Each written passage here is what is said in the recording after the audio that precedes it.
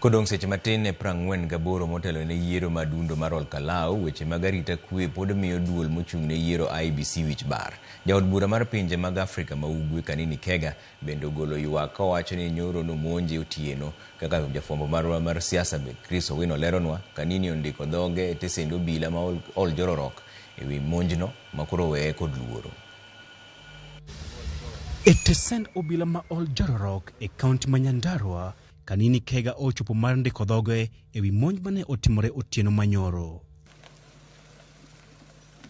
E twak mare kod jofwamb weche, Kanini wacho ni ji mane omanore kod magina kod geche ariyo ne odino negiyo e kinde mane ochomo Nyahururu bang' tieko kampens jachung' mar DCP e yiero madundo ma Ol Kalou, Sami Waweru Ngodho. At around 6:10 or 6:20, we left the venue, of course in different vehicles.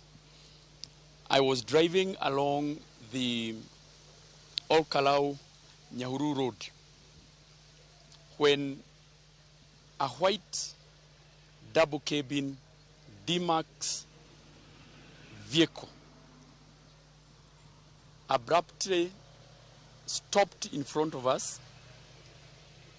One person, because I remember that one person on the passenger seat getting out and brandishing a pistol facing me, and that is the reason that is the time I realized that we are under attack.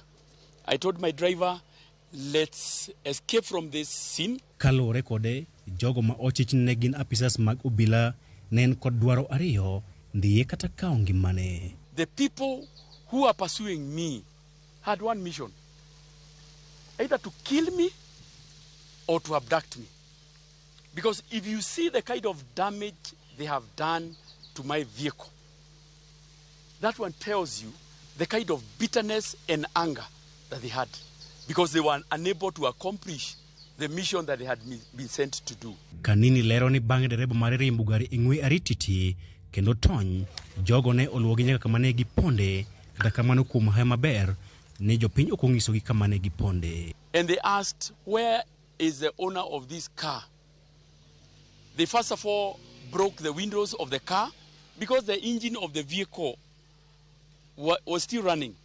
So I think maybe they thought that we are still inside the vehicle. Kao tene kod jo siasa mag kweth mobalo kod sirikal, Kanini otudo monj makamano kod piny owacho, magi wacho ni oseywa ng'ich ni duond bura mar DCP dhi yudo loch e yiero makamano chieng' tich ang'wen jumani. The ones I looked at, they were police officers. But what I can deduct from that, it seems then these are officers who are getting command from elsewhere. We are not afraid. We are still here. We are in Ol Kalou.